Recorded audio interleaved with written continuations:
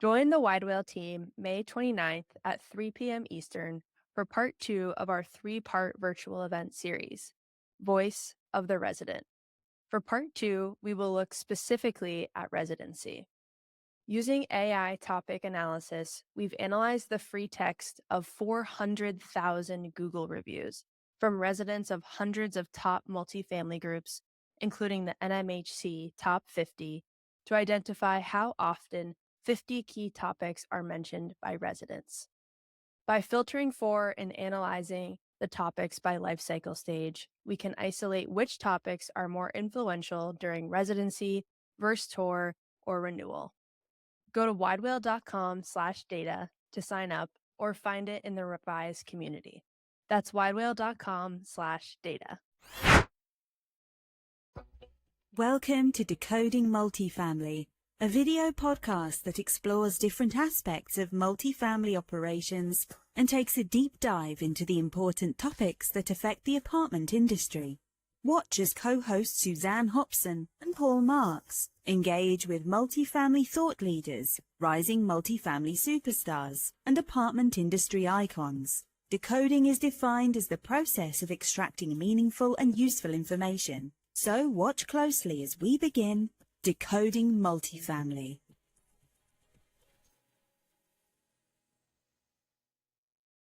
Well, welcome to another episode of Decoding Multifamily.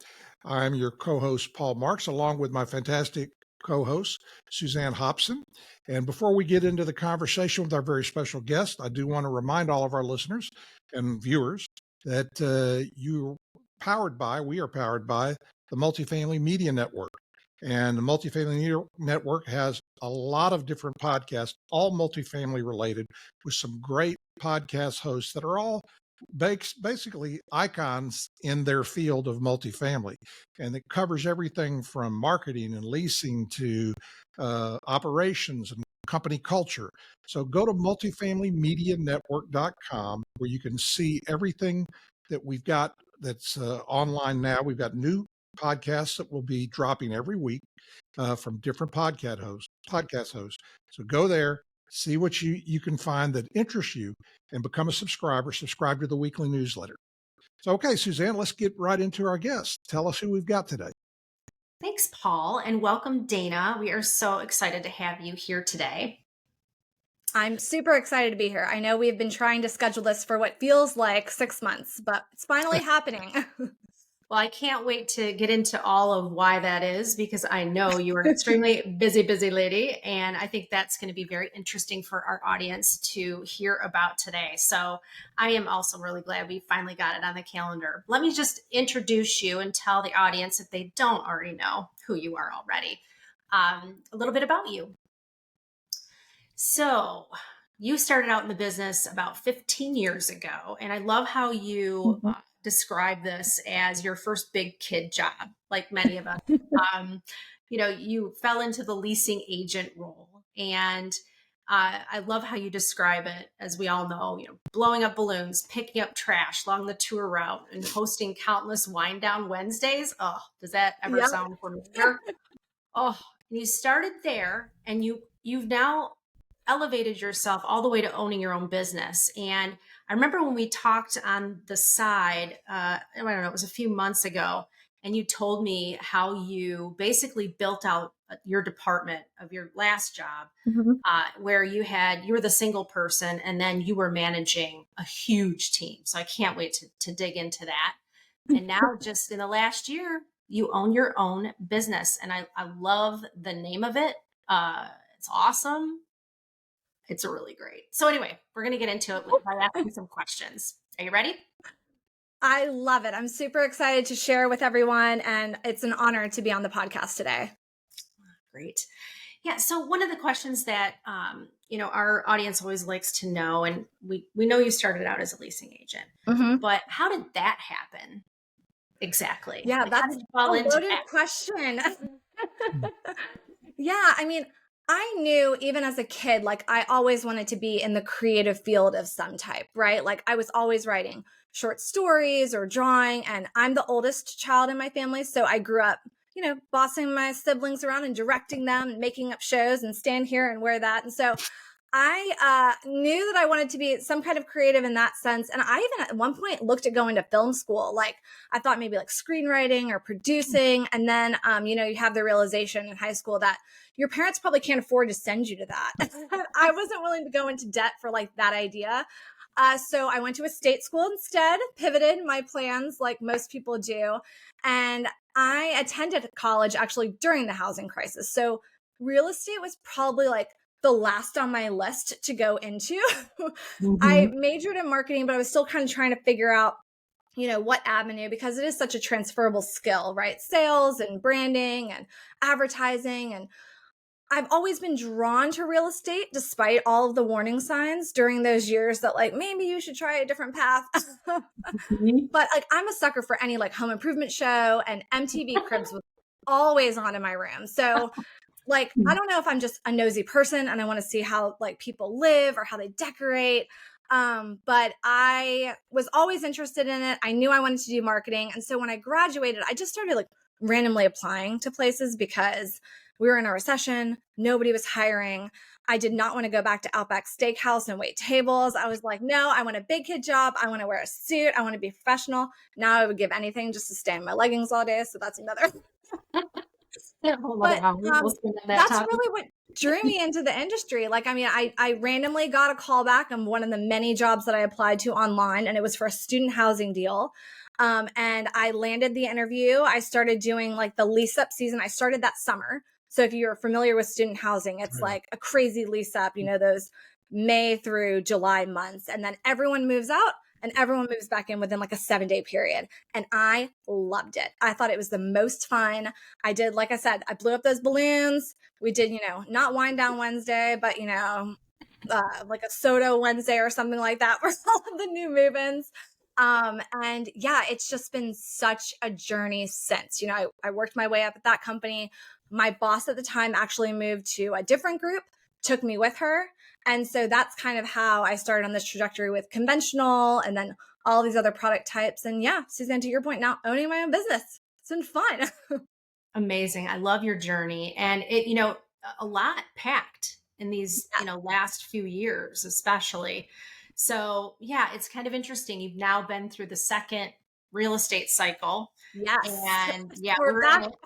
We're in We're it. back at the bottom. Yay. Yeah, I know. But still hope on the horizon and all good Yeah. stuff. And I've always been a proponent that with any challenge comes opportunity. And that's why, like me, even starting during those rough times, it really helped me be creative and lean into that, standpoint of, okay, what was working is not working anymore. So how do we, get more creative? How do we lean into our vendor partnerships? How do we, streamline other avenues? And what are other industries doing? How can we look outside of multifamily to figure out, we're not the only one kind of going through something. So how are others adapting and pivoting? And what are just some different things that we can do? Keeps things interesting. That's for sure. For sure. And I love what you just said about, going outside of multifamily Mm-hmm. to be able to get some perspective. I think that, that's important, right? With anything that we do, just to step outside for a second. What would you Very. say that you've brought back and decided, this is something I'm gonna investigate more, or I'm gonna implement, maybe in your last position, maybe now, that you saw from the outside? Yeah, I always look at, hospitality is, I think, something really easy to lean into. How are hotels marketing? Obviously, on a much shorter scale, but how are they creating an experience? There's so many different hotels that you can choose when you go to any city. So, what is it about that specific brand or personality of the asset that's attracting me to give it a go when I'm traveling? I'm also not very loyal to a hotel brand, so I love to experiment and try different things and the boutiques and different aspects of, what makes each of them so different in their neighborhoods. So that's something that I've always leaned into. So even whenever I'm looking at my multifamily projects, I always try and look at the neighborhood itself and how do we incorporate something that's a little bit more local instead of a copy and paste cookie cutter. And so in my last position, I was there for almost 12 years, built up the marketing team, and everything that we did was different. And that was what was fun. And that's probably what's kept me engaged in this industry for so long, that every project has its own nuances. And it was so fun to figure out, okay, what's the name? What's the feel? What's the vibe? How is this going? What's the music that we're going to play? What's the smell? What are the team members going to be wearing? How are we presenting ourselves online? And so taking that again from a hospitality approach has been really fun to play around with and to have some fun. Yeah. No, that's great. And that's really good advice. I think I was on another podcast with Ronald, and he was talking about a hotel experience that he had. Mm-hmm. And it's interesting when you get into another customer service experience, whether you're Mm-hmm. the customer, you're just more tuned in to how you're being treated, and all of those five senses that you just mentioned. Totally. Yeah. And one of the things that I've noticed, and of course we call this decoding, right? Multifamily, but it's really about decoding you, Dana, what makes you tick, because that's what people are really, really excited to hear about. But this is really key. You talk, and in your writing, like, you talk to people. And it's really a distinguishing, I think, trait that you have that is so refreshing. And people get a little bit, I don't know, afraid of, like, letting loose either on social media or whatever, but you just have a really natural way of writing like you speak. And so I wanted to get into that a little bit with you. I know we didn't talk about this beforehand, but I No, just been I noticing it, and I appreciate. love it. Yeah, no, and I appreciate you saying that too, because I'm the oldest child. I'm an Enneagram 3, so I'm a little bit of a control freak with some things. So I'm really intentional when I do publish content or put myself out there publicly, that I want it to be a reflection of who I am. And that's, again, to the point of me kind of going on my own, something I've been able to lean into even more now, right? Because I am the CEO and founder, which is a really fancy thing to say whenever you're the only person that works at your company. Right?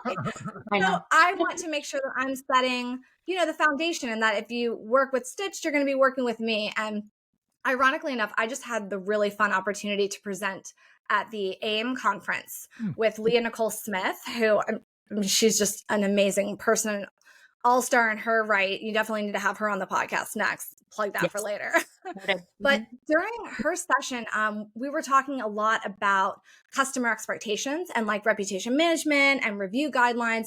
And she shared a ton of data points around authenticity. Her entire section was really about being authentic as not only a brand, but as an individual too. And so I think, Suzanne, whenever you bring that up about me, like, that's something I want to make sure that's portrayed, because I think it's something that so many people are afraid of. And, like, cancel culture, and everyone's so scared to do everything wrong, that nobody's really being authentic and open and honest about who they are, who their brands are. And, you can see the LinkedIn posts when people are just maybe trying a little bit too hard. So I want to make sure that anything that I put out there and anything I comment on is something that's intentional, and, again, a reflection of who I am as a person, who I want my company to be in the future. Yeah, I love that. And I didn't get to go to AIM this year, but I saw all over the place how awesome it was and how awesome you were. So yeah, exciting. And I want to get into that maybe a little bit more about maybe some, your key takeaways from Mm-hmm. AIM. I think that would be great to share. But yeah, I'd love to know, how, like, what kind of strategies you're using currently to really, retain renters in today's market, because we're challenged a bit now with how we're putting ourselves out there. People are super concerned about pricing, and, it's just a different marketplace. And yet the expectations are still very, very high that we deliver, what we promise. It really So is. yeah, yeah. Can you talk about that a little bit? Yeah. Like I just mentioned, authenticity, I think, in your branding is really important to what prospects and residents are looking for. Again, I look at it from just a general consumer standpoint, not only just prospects and renters, but what do I want to see whenever I'm looking online? When I go to a restaurant, if I'm looking at their beautiful website with all their professional photography of foods, and I'm trying to figure out, and then, that burger gets there and you're just like, oh, that's not at all what I thought that was going to be. Like, people don't want to see fake, right? Like, and especially the next generation, Gen Z, Generation Alpha right behind them, like, they are so much less filtered, which I don't love, because as I'm getting older, I would like to use more filters. And so of course the trend is going backwards, but they want more reality, right? So that's where, like, again, reputation management comes into play. They want to see real photos of the real product and the real properties. They get that you have a beautiful model, but they want to see like their unit. So I think, you mentioned what are some of the AIM takeaways, like the growth of virtual staging and just unit level availability, making sure that your technology is really integrated to support those things. Because, I think about it too when I'm, going online and getting a concert ticket, right? I can actually see exactly where my seat is. And that's how I'm basing, where I'm going to be sitting. And if I'm willing to pay an extra $30 to be a few rows up or to the right, right? And so when you think about, again, your prospects, this is not just one night with one show and they can kind of walk around and get a different view. This is where they're going to be living for 12 to 14 months and hopefully longer, right? So any technology that you can incorporate to help showcase what it's actually going to be like to live there. And I read a stat the other day. It was crazy. Google published a report probably the end of last year that on average, again, just general consumers, they spend 7 hours researching a product. They engage with up to 11 touch points, and they do so in 4 different locations before they ever make a purchasing decision. That's insane. So like the consistency of your brand across multi-channel platforms and making sure that, again, like everything is transparent, that you're being authentic, but that you also have content that's distributed across all of those. So as they're making that decision, that they can appropriately understand and, again, gauge their expectations. Because again, you don't want to order that burger and then it gets there and, well, I can just go pick up something else. They're stuck there, right? For another year, year and a half. So ensuring your property, your portfolio, your company really understands the consistent piece of it and just benchmarking that over time. It's really critical to just, again, making sure that your brand and your property is successful.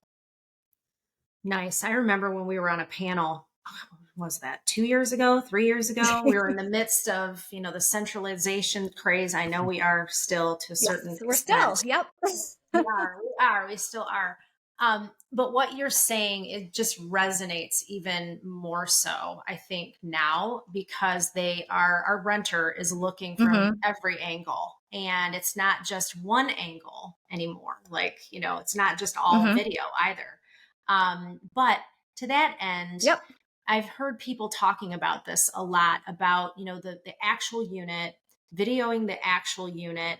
And what I've seen, companies struggle with is their tech stack integration when looking at how to do this and do it well, especially on a budget.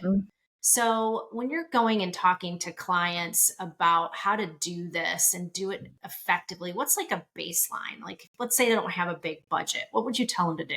Yeah, I'm as much of a fan as I am of continued innovation and, all of these smaller companies that are getting funding and coming out of San Francisco and all of that. I think that the challenge today is in the additional support that's necessary to help facilitate a lot of those throughout your tech stack. So any opportunity that you can see to find one partner that does a lot of things, then you're just integrating with that one group. And then hopefully, fingers crossed, all of those things are integrated on their end so that you have really just, again, one point of contact, one source of truth, and then that can be distributed and syndicated throughout your campaigns. Again, I love the idea of using some smaller groups, and I'm definitely an advocate for a lot of beta tests and platforms. But if you're not in a situation where you have a more elaborate marketing team, or at least somebody that's passionate about it on your team, they don't have to be in marketing to really understand and be excited and want to kind of, plug and play. And that, ticks off a lot of boxes from them from a fulfillment standpoint. But if you don't have that, then you've really just got to be thoughtful in the partnerships, because I look at our vendor partners as an extension of the actual team and the department. And so you have some really good ones out there, and you have some that, can question a lot of what they're doing. So just making sure, again, that you're picking the right person. It's like marriage, right? Like you want to pick the right spouse because you're going to be going through a lot of stuff together. Not everything's going to go perfect. So let's make sure that we're making the best decision possible with the person that we're choosing, just like the tech stack that we're optimizing. Oh my gosh, I love that. I've heard that phrase more so, to your point, than I have in a long time, which is we're in the dating phase. When talking about Yes. business, right? We're in the dating phase. Yes. Yeah. Well, it's like whenever I did third party management, and even now, it's like, I'm not supposed to be saying I'm dating other people, but No. I'm like, every boyfriend wants to be the most important at the time. And if they need a little bit more attention, then you have to give it to them. So it's a fun game we play. But again, it keeps things very interesting. I would be very bored if I only had one group or one customer or, one property to be working with. Yeah, well, maybe we can go into that because I think that's really it's a shift, right? When you're working with a team of people and you sort of know what's happening. Either you're scaling for growth, which I think is what you went through, essentially, or you're selling off properties, whatever that interaction is, and now you are dealing with multiple clients. So how do you find that different when considering how you're approaching your work every day, because it's different. Yeah. Join the Wide Whale team May 29th at 3 p.m. Eastern for part 2 of our 3-part virtual event series, Voice of the Resident. For part 2, we will look specifically at residency. Using AI topic analysis, we've analyzed the free text of 400,000 Google reviews from residents of hundreds of top multifamily groups, including the NMHC Top 50, to identify how often 50 key topics are mentioned by residents. By filtering for and analyzing the topics by life cycle stage, we can isolate which topics are more influential during residency, versus tour, or renewal. Go to widewhale.com/data to sign up or find it in the revised community. That's widewhale.com/data. I would argue that it's actually the same, just in different capacities. So in my previous role, I was there for a little over a decade. And to your point, I started and we had 1,600 units, something around there. And we scaled to, when I left, we were approaching 100,000. Wow. So that is like, again, hyper growth mode, insane. I was a team of 1. And then when I left, we were a team of 24, the marketing department. So I saw that pendulum swing and we ran fast. We played hard. We had an amazing team that did it. But again, it was just the overall feeling of we were all striving towards the same goal, but we were, all wearing different hats. And communication was the most important piece, right? Like if things started to get off the track, hey, let's have a little, come to Jesus moment and make sure that we're all rowing in the right direction, right? And so I think one of the challenges with that is that there's people that are built for that and there's people that aren't. And so making sure, again, that not only are you partnering with the right, third-party ownership groups or the right vendor partners, you've just got to have the right people in the right seats on the bus to get where you're going. So constantly reevaluating that. And so now in my role at Stitched, I'm balancing a lot of different ownership groups, but it's all about setting expectations, right? Overly communicating. This is what I'm going to be able to provide for you. Here are the measurements and how we're going to benchmark success and the frequency of communication. But even when I did third-party management or, worked with the own development team, it was all about that. It's all about communication. And that's transferable across multifamily, across every industry. You're only as successful as the, frequency in which you're able to communicate and the clarification that you can provide, again, in setting those expectations.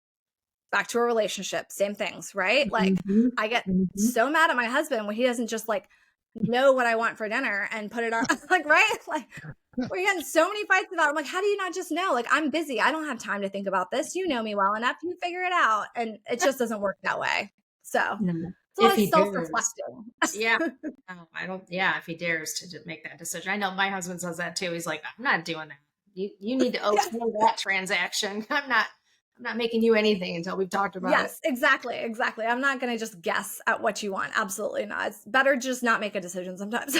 Oh, totally. We just hit on a few key leadership qualities, and Mhm. that you obviously embody. I know that, but I think for our listeners, it's really refreshing to just hear some of the things you just talked about, which is, the communication. Mhm. That's really your vision, right? As the lead in your Yes. department, or when you're, talking to a client and you're trying to translate their vision, being able to do that in a way that they can hear and that they want to follow.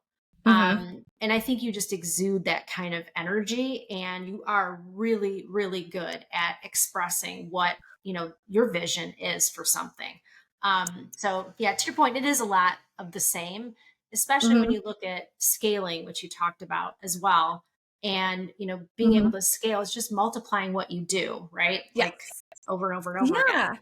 Yeah. And Yeah. I would add too, it's about putting like the right systems in place. So as again, creative and as how like go with the flow and fast paced and everything as we were moving and I like to operate, there's still certain structures that you have to have in place and systems to make sure that everyone, especially as new people join the team, as new ownership groups come into your portfolio, as new vendor partners come into play, that they understand the baseline that you can then build upon, right? Like I'm a huge fan of the home edit.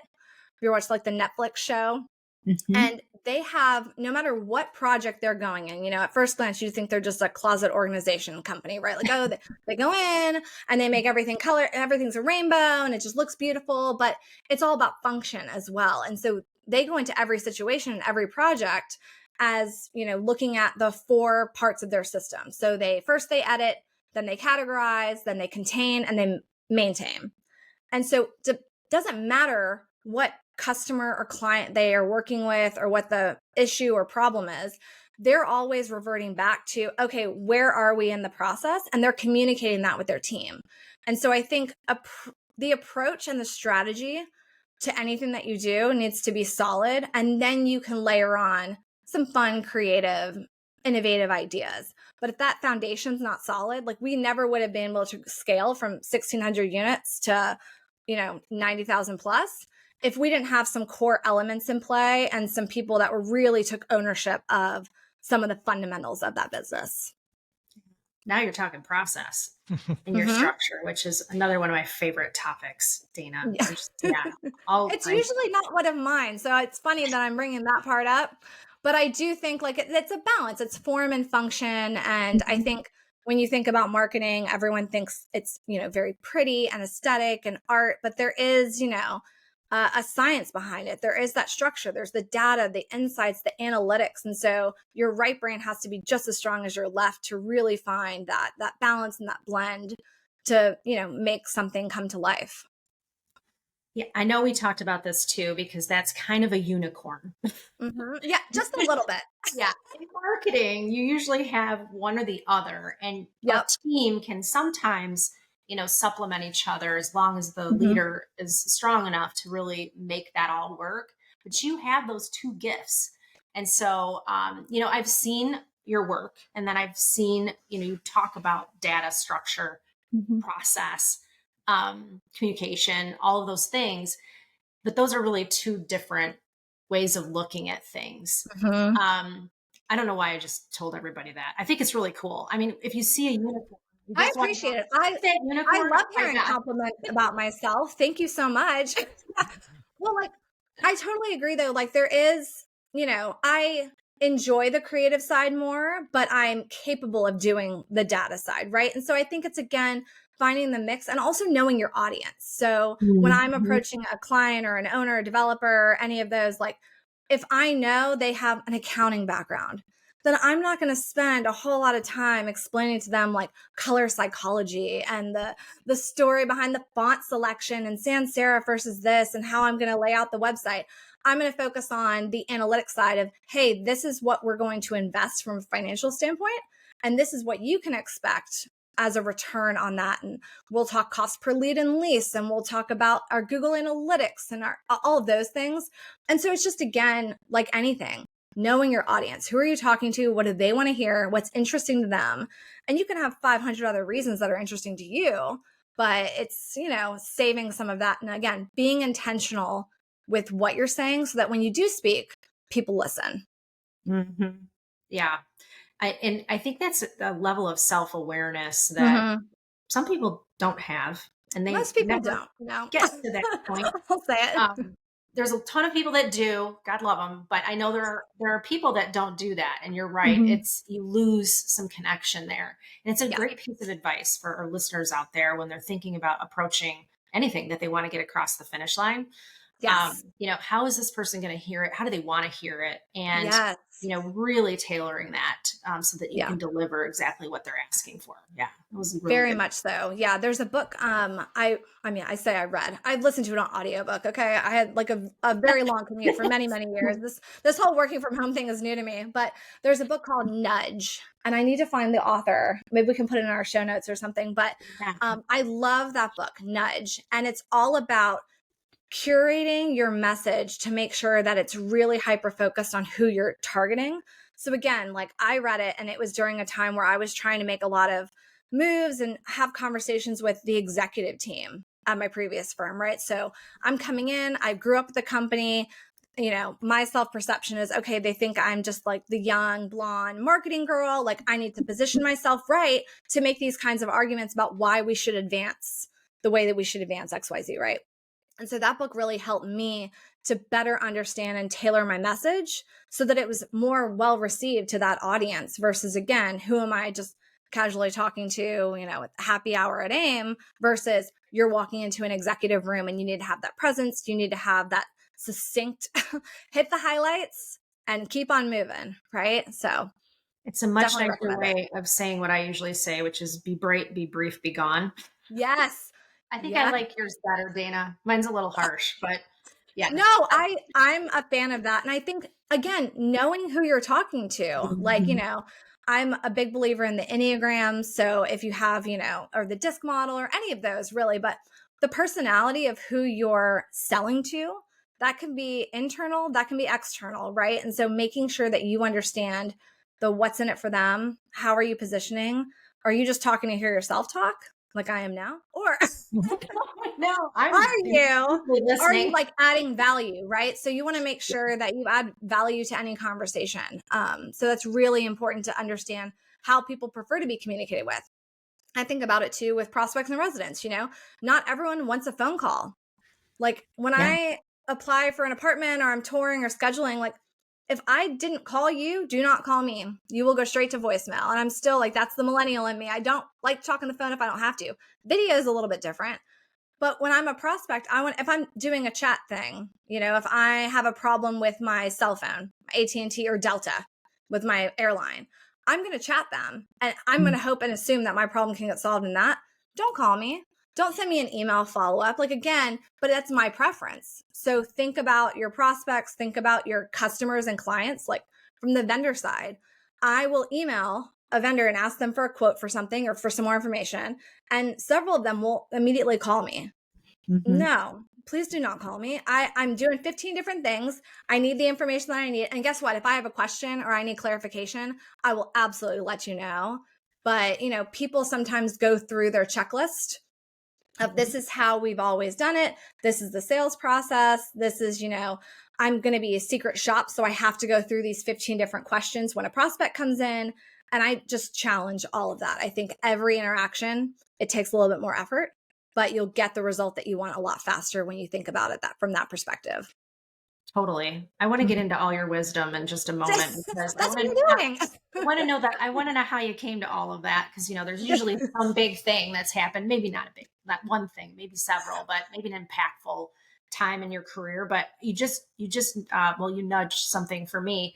And that was something I've been hearing a lot of, which is the argument. I think it's Christy Fickert who says this all the time. She's like, let's back to the basics. So I've been hearing a lot about that. Like, what is that? Because it is a different definition depending on what's most important to either the customer or to who's delivering it. What is your perception of back to the basics? Like, if we had to get back to the basics, what's top of mind for you? Yeah, I think that sometimes we get so excited about new technology or new ideas or what our competition is doing that we forget that we really need to own our own ecosystem of sorts, right? So I think it goes back to, pun intended, to like what we were talking about earlier with the process, like making sure that you have a really solid foundation, that you have the right people in the right seats that are doing the right things, and that you guys are communicating that shared vision, that shared goal. Like, why are we doing what we're doing? Because when you forget that, when you lose sight of who you are as a company or as an individual, as a team, that's when things go off the rails, right? And so making sure that you have a really defined, repetitive why, and you're understanding your purpose, again, whether that's as an individual or as a company, and just repeating that, that's what I think of back to basics. Like, what are we doing here? Who are we trying to serve? Is this really what they want? Is this what they need? Or is this just because I'm curious or because my brother-in-law works over there now? Like, what's the right? Like, what's the why? So I always go back to that more than, oh, back to basic. Let's just do the same thing. We're not going back to paper guest cards. We're not going back like we're not going that far back to the basics. But what are the fundamentals of what we're doing and why we're doing them is where my mindset goes when I hear that phrase. And it makes it a little less boring in some respects. Yeah, we don't want boring. No, nobody does. No. Suzanne, we've got about 3 minutes left or so before we really kind of need to close. I do want to ask one quick question, and then I'll turn it back over to you, Suzanne, after she has a chance to answer this. You said early on in our conversation, and we talked about the fact that this industry is cyclical, and we go through cycles all the time. You started in a down cycle, we're in a down cycle now. But you also said something that I think is very key, and that is every problem creates opportunities. And I'm just curious, with your business, it would seem like when it's a down cycle, there ought to be clients lining up for you and your creativity and your services because they want to stand out from everybody else, and they've got to figure out how to make every dollar count. Are you finding that? I am. And that's it's a hard thing to say because you're like, hey, everyone's doing so badly that they need the extra help. But I kind of approach it, and I thought also with my timing, obviously I had a really great team at my previous firm. I'm really, really proud of what we built and how we were able to scale the way that we did. And I will always be so incredibly thankful for that experience because it's helped me set up and establish things. But I saw the opportunity that I could be more impactful for more organizations, which is really what drove me to make the jump in the first place earlier this year. And so I'm definitely seeing more vendor partners as well coming out of the woodworks that I didn't expect, in addition to some property management companies and developers that, again, like they just found themselves in a really challenging situation. We thought it was going to go up and to the right, and right now it's kind of flatlined, if not down to the left, right? So we're trying to just be more creative. But what I've found the most advantageous in my work now is I just really provide like a third-party perspective. Sometimes when you're in the thick of it, you can't see, the forest through the trees, right? And so me being able to come in as a third party and just kind of assess the situation and audit or provide some guidance and advice has really helped just move the needle a little bit, pun intended, with stitched marketing. And, and give them a little bit of a leg up, and also just give their team something, they've been probably drugged through the mud as well, and a lot of these younger team members, especially on the prop tech side, haven't been through this before. They were really excited. They raised funds, and now there's no sales, right? So it's trying to figure out and navigate where they fit. And then from a PM standpoint, a lot of these leasing associates that have been doing it for a while, they don't see a lot of advancement. So how can they, again, look at this opportunity to really specialize and be a niche expert in what they do have to provide? And that's kind of how my trajectory started, right? I was in the down cycle. I actually focused a ton when I was on site on social media. And so when that began to pick up speed, the corporate office called and they were like, hey, we need someone that understands this language. And, you make it up as you go. And here we are. So, Suzanne, we have time for probably one more question. And then I know we want Dana to be able to tell folks how they can reach her if they want to reach out to her, get her engage her and talk with her about their marketing. Yeah. Absolutely. Well, I had one question in mind. Now I'm going to switch it up. So, how did you come up with the name? Ooh, that's a good one. That is a really good one. I don't even know if there's a short answer for it, but I did play a lot with names. I did think about putting my own name on the company, just trying to build up again, like my perception and my network and whatnot. And I wanted something that was going to be transferable if I did want to scale my business and bring on new team members and even do things perhaps outside of multifamily. So that's also why I didn't necessarily put multifamily in the name. And what I was trying to figure out is, how do I convey what my purpose is? And my purpose is really to help. I want to help bring people together, bring departments together, bring vendor partners with property management or customers with service providers. And you stitch all that together and weave it into, the perfect piece. And so that's I'm the intermediary, I would say. And no, I do not sew. I also had a craft company on the side a couple of years ago called Craft Happy, and I didn't sew then either. So it's interesting that my two passion projects have not had anything to do with actually making anything physical, but it's something that I've definitely, leaned into. And the URL was available, which is usually how we name our properties too. Yeah. So. That can be a challenge. So how do we get a hold of you, Dana? To Paul's point, how do we find you? Yeah, I appreciate it. I'm on all the social medias. So I'm stitchedmarketing.com.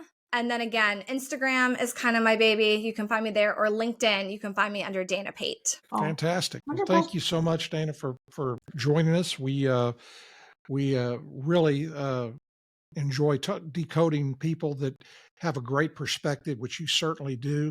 For being so young in the industry compared to a lot of the folks that we have on our on our podcast, you certainly have covered a lot of ground and have really opened our eyes to a lot of things. So thank you so much.